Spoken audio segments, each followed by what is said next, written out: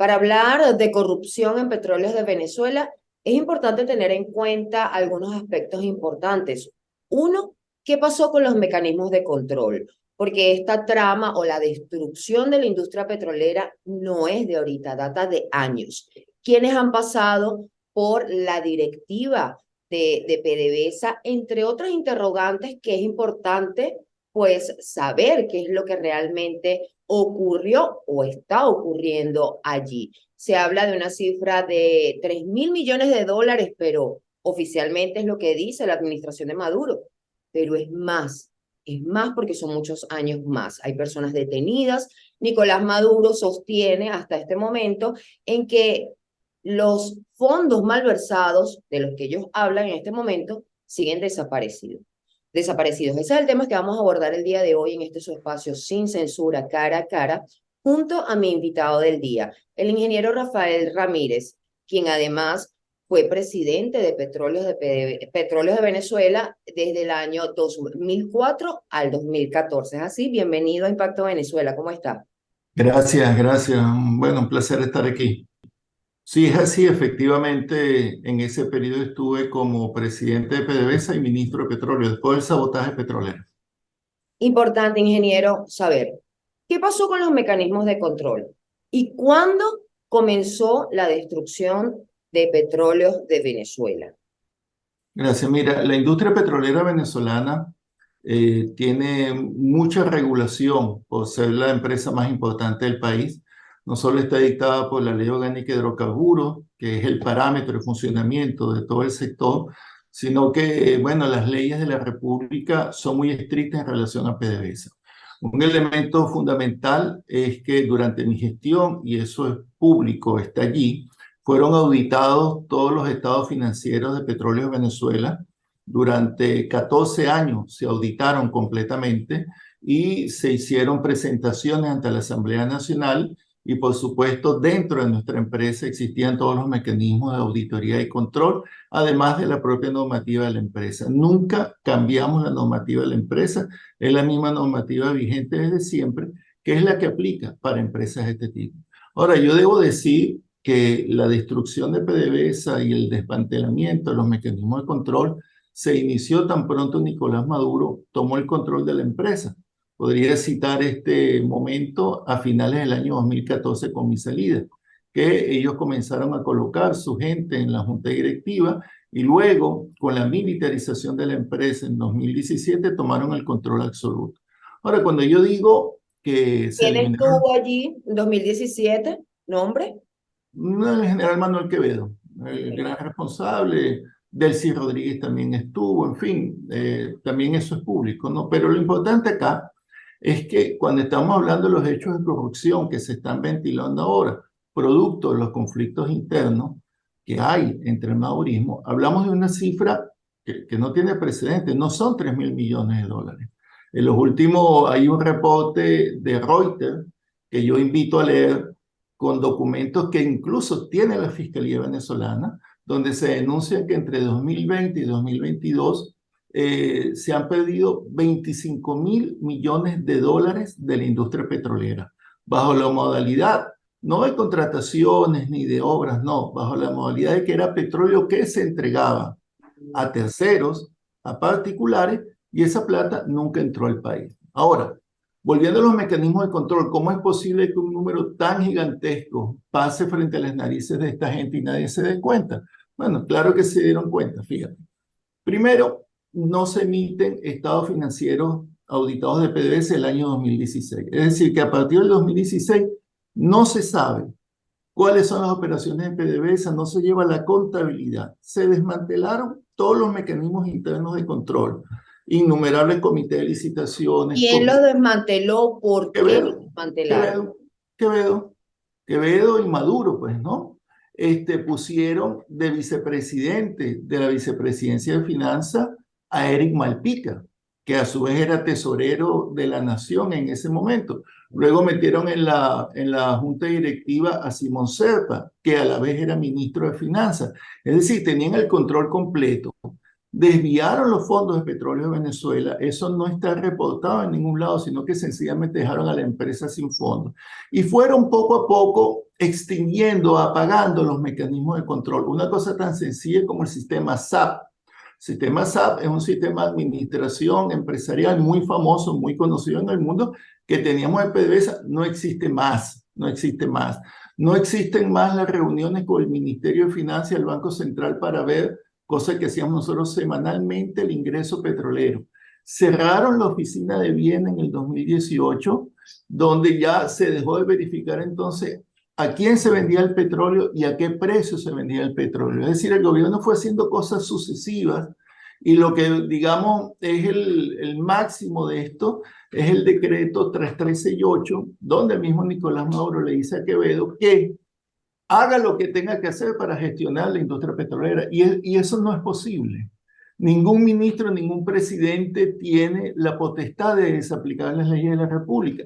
En el 2018 también se discute y se aprueba la ley antibloqueo, donde nuevamente se le da la facultad al ministro y al presidente de desaplicar las leyes de la República. Entonces desaplicaron la ley financiera de la administración pública, desaplicaron la ley orgánica de hidrocarburos. Entonces apagaron el radar del avión, ¿verdad? Y en ese sentido, con el apoyo de la Corte Suprema de Justicia, el Tribunal Supremo y la sentencia 156, ellos manejaron PDVSA a su antojo.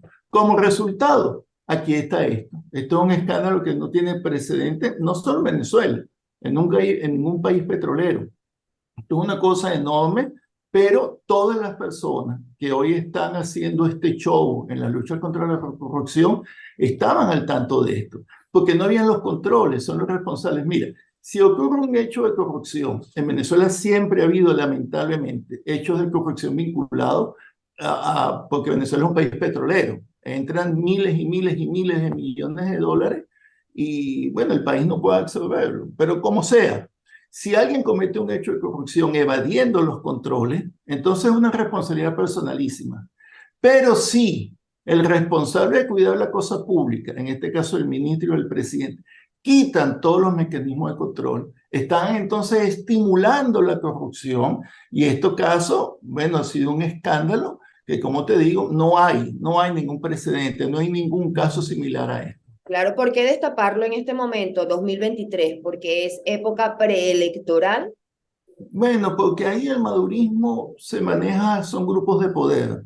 Ahí no hay ninguna acuerdo ideológico o político, no es que se está construyendo el socialismo ni nada de eso, no. Son grupos de poder que van creciendo. Está el grupo de Maduro con Cilia Flores, está el grupo de Tarek El Aissami, está el grupo de los hermanos Rodríguez, está el grupo de Diosdado Cabello. Tarek El Aissami, al cual conozco bastante bien, es una persona, bueno, que ha venido construyendo una plataforma de poder propia, acumulando poder policial, acumulando poder económico. Lo nombró Maduro vicepresidente de Economía y eso ha hecho que le hayan entregado la economía del país a un conjunto de grupos afectos a Tarek El Aissami.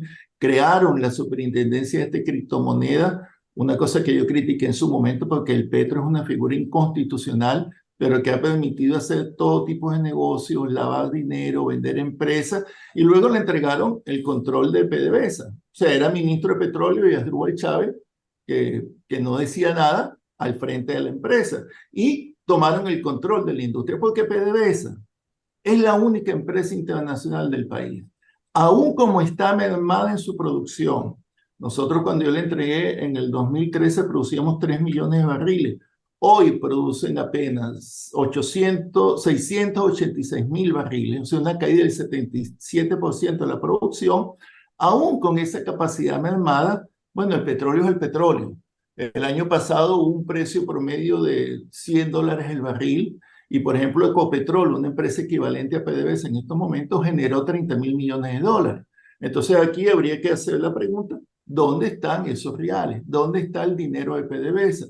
¿Cómo es posible que Maduro, siendo, según la Constitución, el administrador de la cosa pública, no se haya dado cuenta del pequeño detalle que no entraron al país 25.000 millones de dólares? ¿Cómo es posible que Delcy Rodríguez, vicepresidente de la República, ministro de Finanzas, no haya sacado una cuenta mínima y darse cuenta que faltaban 25.000 millones de dólares? Y estamos hablando del periodo 2020-2022. Es importante también decir que con Quevedo y la militarización, todos los sistemas de control interno, por ejemplo, tú tienes en PDVSA un sistema de registro de contratistas. Y entonces, si tú pretendes que te den petróleo para vender, entonces la empresa te pregunta dónde está tu perfil financiero, dónde están tus garantías financieras, si tienes capacidad de generar una carta de crédito, si tienes experiencia, a dónde va ese petróleo, todo eso. Y después el ministerio establece el precio al cual se debe vender el petróleo con fórmulas de precio. Todo eso lo eliminaron. Y entonces yo he venido denunciando en mis distintos artículos y por eso, bueno, me ha caído encima toda la maquinaria de propaganda del maorismo denunciando desde Torre Sur se está entregando los buques de petróleo a los operadores del maorismo. Todos están ahí. Yo le preguntaría a Maduro, si él dice que está luchando contra la corrupción, ¿por qué no publica la lista de las empresas que se han beneficiado? Esa lista está, yo la he visto. Esa lista está y Maduro sabe que está. Lo que pasa es que detrás de esas empresas están todos los de él. Gente muy cercana a él, pero muy cercana. Entonces no puede decir ahora que él no sabía. Eso que está surgiendo ahora, que están desviando la discusión, porque ahora están culpando a una mujer, a unas mujeres. No, es una cosa incluso misógena. Así, o sea, la culpa es de la mujer que se disfrutó ese dinero. No, la culpa es de quien generó esos mecanismos de corrupción. Pero eso que está evadiendo, surgiendo ahí, que es una cosa grotesca, una cosa repudiable en un país que está sumido en la miseria, estaba a la vista de todo el mundo. No puede decir ahora Diosdado Cabello que él sí le extrañaba que hubiese Ferraris en las Mercedes. ¿Cómo que sí te extrañaba? En un país que está vigilado permanentemente, en un país donde la policía te interviene, hay alcabalas, hay todo tipo de mecanismos de control de la sociedad, donde el que dice cualquier cosa se lo llevan preso. Entonces me van a decir ahora que no sabían, que se están No, pero es que enterando. además hay un precedente también en el año 2017 con el arresto de Eulogio del Pino, la directiva de Citgo y todo esto. O Sí, sea, pero fíjate, quedó ahí. fíjate un tema importante. Ahí se llevaron preso a Eulogio del Pino, Nelson Martínez, se le llevaron preso y murió en la cárcel. Eso es responsabilidad directa de Nicolás Maduro. Pero tú ves que a Tarea Lezama no lo han tocado. Nadie Eso lo sabe. también se dice que está preso, que lo tienen No, en no, no, no, no, no, cura, no. Tarea que está, Lezama enfermo, se hablan tantas cosas no lo han tocado, no lo han y tocado. lo tocarán, ¿cierto? Y yo pienso que no lo van a tocar. Mira, yo no estoy de acuerdo con el tratamiento que le están dando a estos señores que metieron presos con sus bragas anaranjadas y nada de esto. A mí me parece Es una el cosa estilo americano, tanto que critican a Estados Unidos. sí, es un trato humillante para esta gente a su dignidad humana. Háganle un juicio. Está bien, pero sin show. Tú te das cuenta que ahí es un show de Maduro, quiere parecerse al presidente de El Salvador, a Bukele, Bukele, Bukele, a Nayib Bukele. disculpa, al presidente Bukele. O sea, es un show publicitario, pero todo el mundo sabe que ahí falta gente. Todo el mundo ha visto que a Tarea del Examen ni lo tocan, ni lo mencionan, porque Eulogio del Pino lo sacaron con un tremendo aparataje policial, como si fuera un terrorista en chores de su casa, esposado. Y Nelson Martínez también, y después lo dejaron morir. Y así ha hecho con toda la gente que Nicolás Maduro ha decidido golpear. Pero ahorita hay intocables, ¿no? ¿Dónde ¿Cuáles está son los intocables, ingeniero? ¿Quiénes serían los intocables? bueno, toda la gente que se ha beneficiado de recibir los cargamentos de petróleo? Hay nombres, ellos lo saben. Ahora, corresponde al gobierno publicar esa lista. Corresponde al fiscal, que por cierto se enteró tardíamente de este procedimiento, publicar esa lista. Porque cuando aquí hubo dos muchachos, bueno, yo he escrito y me han tratado, me han crucificado. Ok, ponte que digan que yo soy un enemigo político de Maduro, pero hay muchachos que han reclamado este tema. Alfredo y Jenny Torrealba, que eran de comercio y suministro, que llevaron estas denuncias a la fiscalía y la respuesta fue llevárselos presos y decir que eran agentes de la CIA. Pero no lo dijo cualquiera de estos instigadores del odio en sus programas de la noche, no, lo dijo el ministro del Interior. O sea, ¿De qué estamos hablando? Entonces, Maduro siempre tapando y protegiendo a su gente, solidaridad automática, una cosa que le encanta a ellos, pero cuando esto se conozca el nombre de toda la gente que recibió petróleo ahí, bueno, este gobierno va a caer. Porque aquí en definitiva renunció Tarek El-Aissami, el resto del gobierno se ha hecho a un lado, se han quedado calladitos, no dicen nada, pero aquí habría que pedir la renuncia de Nicolás Maduro. Es el gran responsable de esto, es el responsable de la hacienda pública, de toda la Constitución. Ahora no puede salir a rasgarse la vestidura y dirá, no, que voy a rematar las cosas que se confiscaron y se lo voy a entregar al pueblo. No, chicos, no queremos eso. Lo que queremos es que consigan los 25.000 millones de dólares que faltan y que son del pueblo venezolano. ¿Dónde está esa Porque ese plata? dinero serviría para los sueldos, para aumentar, porque también se habla de sanciones, de bloqueos, pero Sí. cuando a la realidad de un país que percibe o que ha percibido tanto dinero por la parte petrolera, que se desapareció, que no se sabe, entonces evidentemente ese dinero servía para ayudar al Pero es pueblo que, venezolano. es que esa es la razón fundamental por la que no hay recursos para los trabajadores, por lo que no hay recursos para la salud, por lo que no hay recursos para la educación.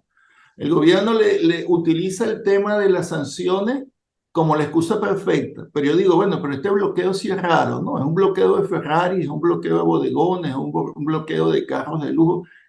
No es verdad, esa es una excusa. Aquí ha habido mucho de ineptitud, mucho de Eso es la la venta de petróleo también, que ha salido por Trinidad y Tobago, con a través sí, de otras empresas que ha llegado a Estados Unidos. han entregado el petróleo, lo han entregado a la Chevron. Por ejemplo, eso de la Chevron. Va a decir Maduro que no sabía. Lo que está sucediendo con la Chevron es algo que ni cuando Juan Vicente Gómez, aquel dictador, por lo menos cobraba 5% de regalías. Aquí la Chevron se está llevando el petróleo de los venezolanos sin pagar nada, nada de regalías, nada de impuestos, nada de dividendos, pero ¿Por qué Maduro está ocurriendo quiere, eso? bueno, porque Maduro tiene un lobby de las transnacionales en Washington tratando de sobrevivir. Y yo he dicho, para Maduro mantenerse en el poder va a entregar la patria, pues el futuro de los venezolanos.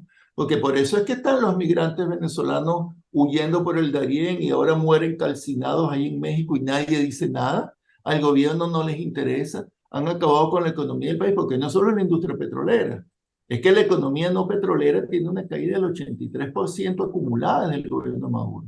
Aquí el tal milagro ese de Maduro que tanto dice Mauricio es el milagro de estos señores, ¿no? Que ahora están saliendo en todos los videos, en todos los reels, en todas las cosas, una cosa grotesca, pues. Entonces aquí yo te digo una cosa, pobrecito nuestro país que le cayó esta clase política encima, esta élite indolente, que han destruido todas nuestras capacidades y no hay discusión política. Entonces el gobierno trata de hacer política a través del Twitter, a través de imágenes sensacionalistas, pero la verdad es que el recurso petrolero, que es fundamental para sostener nuestra economía, para pagar salarios justos, para pagar las pensiones, para pagar la alimentación y la salud, se la han llevado, la han dilapidado o de manera subrepticia, amparada por la ley antibloqueo o abiertamente como están haciendo las transnacionales.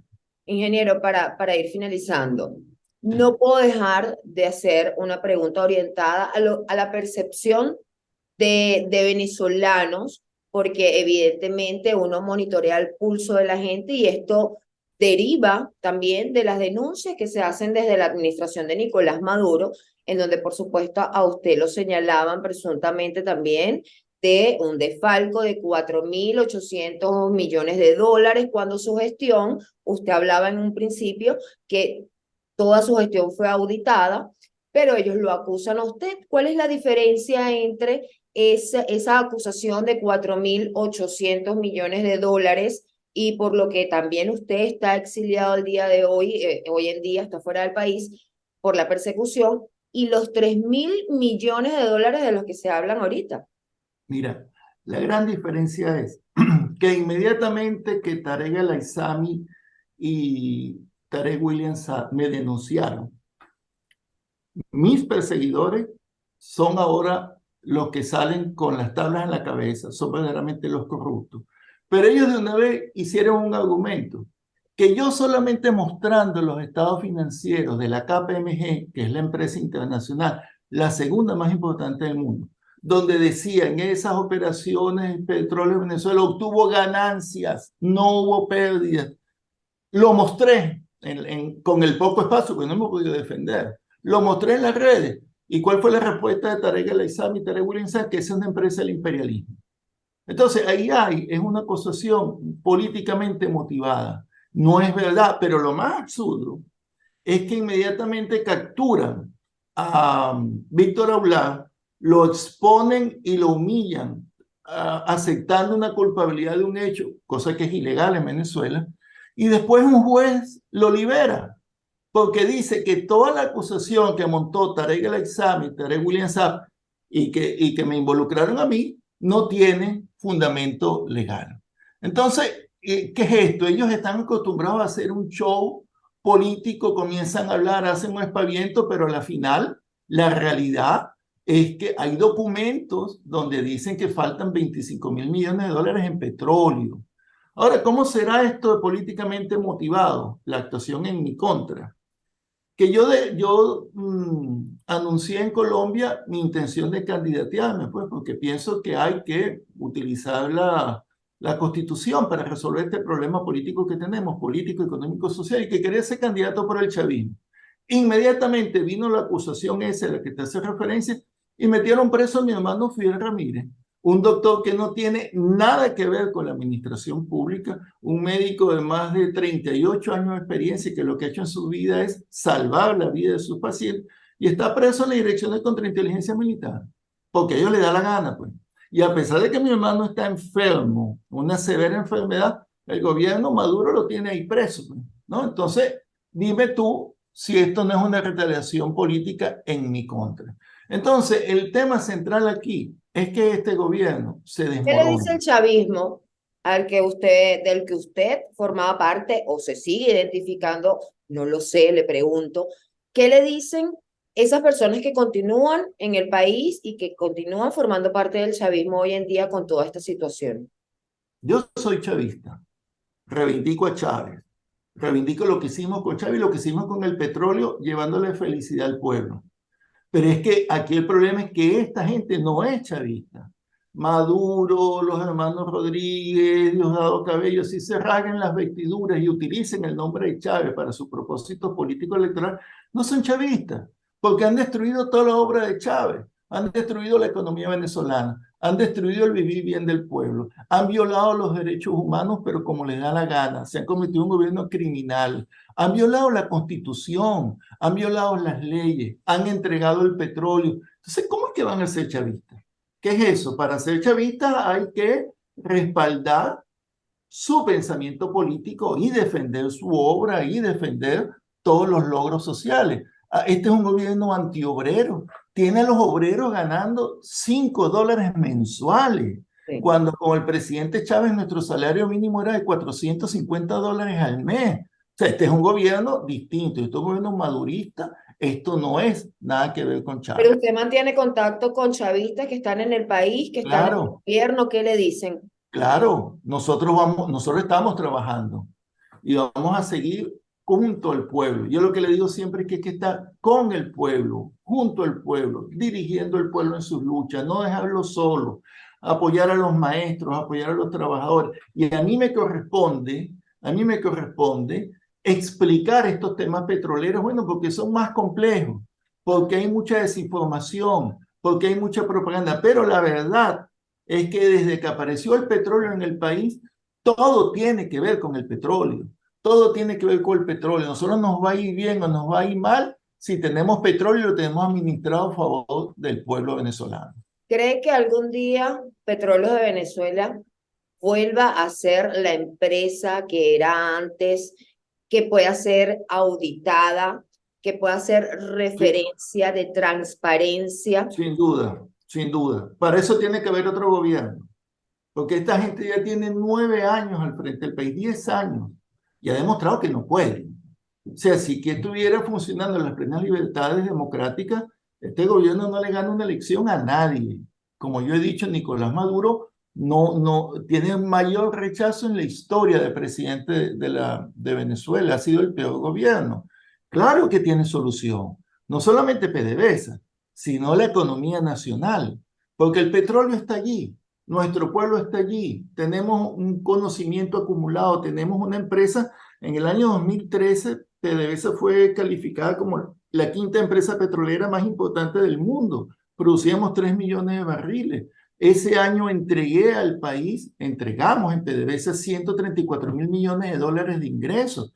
Claro que se puede. Lo hicimos con el sabotaje petrolero, mantuvimos nuestra producción estable en 3 millones y eso es fundamental, el ingreso petrolero es fundamental. El petróleo es la base material para recuperar nuestro país, pero eso no puede lograrse sin restablecer la constitución, la institucionalidad, las leyes, sin respetar los derechos políticos y sociales de la gente. Es decir, no es solo petróleo, es todo un conjunto de acciones que obviamente necesitan un cambio político en el país. Eso es lo que hay ¿Cuál que va a lograr. ser el desenlace de esta operación anticorrupción? ¿Va a aumentar la popularidad de Nicolás Maduro? No creo, yo creo que a Nicolás Maduro no le cree nadie, nadie. A Nicolás Maduro es una persona muy desprestigiada y además ellos están tratando de hacer el show. Ellos como que creen que la gente es tonta, que la gente vive del Twitter, no, del Twitter viven ellos. La gente está en la calle con una situación económica extremadamente compleja. Nunca habíamos estado así. En ninguna situación, ni cuando el sabotaje petrolero, ni cuando el golpe de Estado, nunca Venezuela había estado tan mal. Y el único responsable de esto es Nicolás Maduro. ¿Qué le vaticina al país para 2024 cuando se esperan elecciones presidenciales? Vamos a un cambio político. Vamos a un cambio político. Eso requiere que todos los sectores políticos y sociales vayamos unidos, confrontemos esta situación que es una debacle nacional y restablecer al menos 5 puntos fundamentales: nuestra constitución, nuestras leyes, los derechos humanos, la soberanía sobre el petróleo, sobre nuestra economía, para poder atender como prioritario la crisis humanitaria que tenemos. Fácil decirlo, pero del dicho No, hay pero es mucho muy difícil crecimiento. hacerlo. Es muy difícil hacerlo, pero nosotros estuvimos al 10, 12 años al frente del país y pudimos resolver muchas cosas y sabemos cómo hacerlo, pero yo creo en Venezuela. Yo tengo una visión optimista de lo que podemos hacer en el país. Lo peor que nos puede pasar es que renunciemos al futuro, que renunciemos porque digamos, bueno, Venezuela se fregó. No, no, no, no. Hay que seguir insistiendo y todos tenemos que poner nuestro grano de arena, pues. Ingeniero, muchísimas gracias por aceptar esta entrevista a través de la pantalla de Impacto Venezuela. A ti, muchas gracias, muy amable. Un gusto haber conversado con usted, a toda mi audiencia. También muchísimas gracias por acompañarme cada domingo en este su espacio sin censura. Recuerden que tenemos disponible para ustedes también una plataforma en la web www.impactovenezuela.com y nuestras redes sociales @impactove. Soy Mildred Manrique, nos vemos en una próxima entrega.